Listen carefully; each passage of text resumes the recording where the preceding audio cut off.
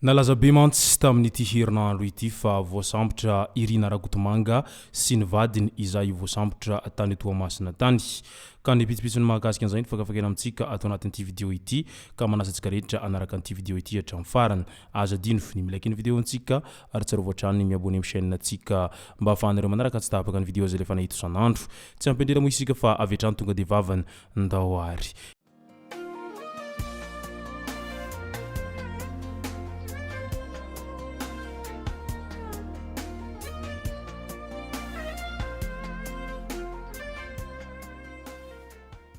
Ny tonga tsy miarahaba hono namantezitra ka dia faly miarahaba isika rehetra mpanaraka tsy tapaka an'ity chaîne ity tenako amin'ny tiandro androany ity araka n'izay efa natsipiko zay dia ny mahakasika raharaha fisamborana Irina Rakotomanga no tena iompanantsika atao anatin'ity vidéo ity fa milohan'izay dia ndao aloha resantsika ireto tsara ho fantatra manaraka ireto.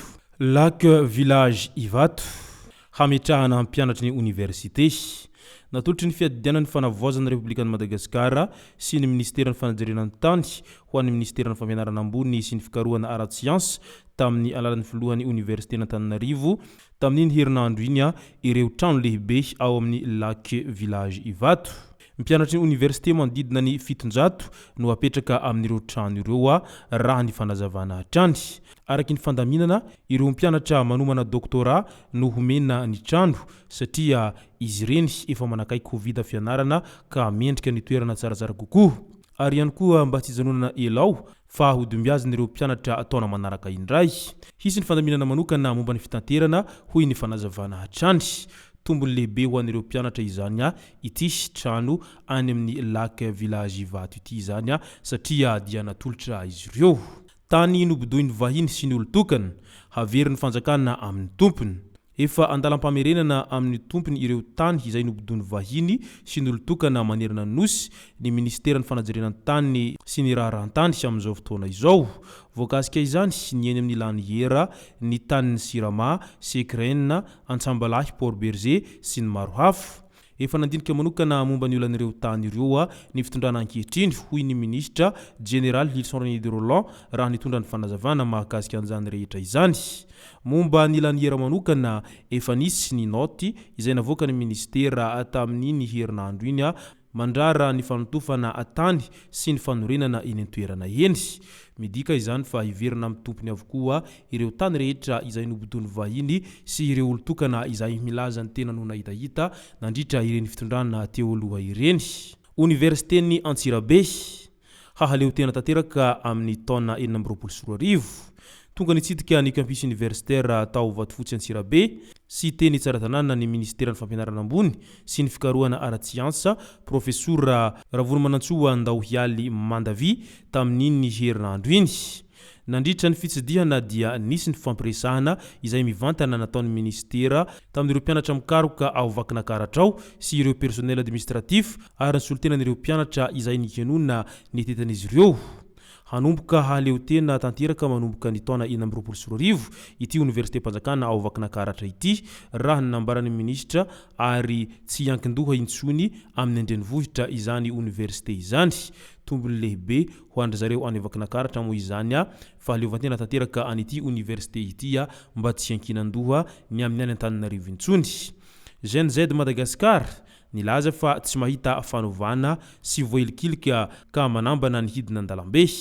Raiky ambin'ny folo andro taoriny nijoron'ny gouvernemanta ny fiadidinan'ny fanavoazan'ny Republikan'i Madagasikara nanomboka tamin'ny 12 Oktobra 2024 nilaza ny GNZ Madagasikara fa tsy araka ny fanovana izay notakina no misy amin'izao fotoana izao ary mahatsiaro tena ho voahilika ihany koa izy ireo. Manambana ny hidina andalambe araka izany izy ireo manoloana ny zava-misy amin'izao fotoana izao ao anatin'ny raiky ambin'ny folo andro izay niasan'ny gouvernemanta vaovao izao. Ao anatiny ity raharaha fanavoazana ity hatrany nilaza moa i Mikolo tsy vita vetivety ny fialana amin'ny fahantrana. Hoy Mikolo raha naneho ny heviny tao amin'ny pejiny fanontaniana izay matetika napetraka n'ireo olona tamiko izy hatrany na eny an-dalana dia ahoana ry Mikolo ahoana ny tohin'ity tolona ity tratra ve ilay tanjona izay napetraka. Izaho tompoko tsy mpitondra firenena fa mpitondra ny feon'ny tanora ihany ka ny azoko ambara aminareo dia izao. Ny tolona isika mba hiverenan'ny jiro sy ny rano kanefa dia mbola mafy niezaka izay tsy maintsy atao raha ny fanarenana an'ilay jirama. Ny tolona isika mba ho fanatsarana ny fiainan'ny tanora. Misy nefa voajery fa mbola maro kosa nefa ny tsy mbola voajery na adino izay mbola mila ezaka ihany koa. Ny tolona isika mba ho afaka amin'ny fahantrano, efa mandeha ny ezaka fa tsy vita vetivety izany. Ny tolona isika nitaky ny fanaovany rafitra hatrany fotony. Ilay rafitra resahana eto dia ilay lalam-panorenana hitondrana ny firenena mihitsiny. Hatreto aloha dia tsy mbola mandeha iny. Ankehitriny izany dia mbola somary manjavozavo ihany ny hoavin'i Madagasikara, fa na dia izany aza nefa dia efa misy asa sy ezaka mandeha ho fanarenana ny tanin-drazana. Mila mahandry sy manara-maso aloha no azo atao. Isika raha teo atao anatin'ny teteza mita. Isika tanora malagasy dia tokony hisehatra sy handray andraikitra bebe kokoa eo amin'ny fanarenana any Madagasikara. Tadidio fa ny tanora androany no olon-dehibe rahampitso ka tsara ny mianatra mialoha ho izatrany. Andao amin'izay ho resantsika ity resaka mahakasika Irina Rakotomanga izay fantatra amin'izao ankehitriny izao fa voasambotra tany Toamasina tany. Malaza be ary mameno tambazotra tsiratsira Facebook amin'izao ankehitriny izao ilay fisamborana an'i Irina Rakotomanga sy ny vadiny. Voasambotra tamin'ny alatsinainy hariva tany Tetezambaro Toamasina i ramatoa Irina Rakotomanga sy ny vadiny noho ny raharaha famotsimbola fanararaotana fahalalan'olona fifanolana tombontsoa manokana eo amin'ny sehatry ny arakasa ary ireo rahampitsarana maro izay miandry azy ireo izay no antony izao fisamborana an'i Irina Rakotomanga sy ny vadiny tany Toamasina izao. Midika izany fisamborana izany fa tsy misy ho afabela ireo rehetra izay voasaringotra amin'ny fanodikodinam-bola sy ny raharaha izay tsy mazavazava nandritra ireny fitondrana teo aloha ireny, ary isan'ny voatontonona ao anatin'izany ireo rehetra izay tena nandray anjara mavitrika tamin'ireny fitondrana teo aloha ireny. Toa ny Irina Rakotomanga izay voasambotra amin'izao fotoana izao ao ihany koa ireo karazan'olona izay voatontonona matetika ny anarany ao anatin'izany raharaha rehetra izany. Taorian'ny fitoriana moa no nahafahana ny sambotra an'ity Irina Rakotomanga sy ny vadiny ity, satria no ampangain'ireo izay nitory azy ho nisy fanararaotam-pahefana nandritra ireny fitondrana teo aloha ireny. Satria izy ireo dia isan'ny tompona andraikitra ambony nandritra ireny fitondrana teo aloha ireny ka izao vao nitaky amin'izay zany ilay fanaraha-maso ny zavatra rehetra vitan'izy ireo nandritra ireny fitondrana teo aloha ireny. Ka noho izany mety mbola ahina ho maro ihany zany ireo rehetra izay ho voasambotra tao anatin'izany zavatra izay voatontonona matetika izany, indrindra ity resaka famotsimbola sy fanararaotam-pahefana izay nisy teo aloha ireo.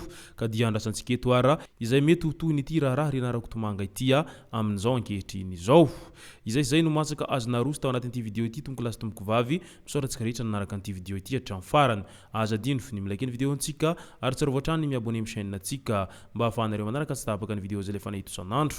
Tomboko lasy tomboko vavy mankasitraka dia mirary soa.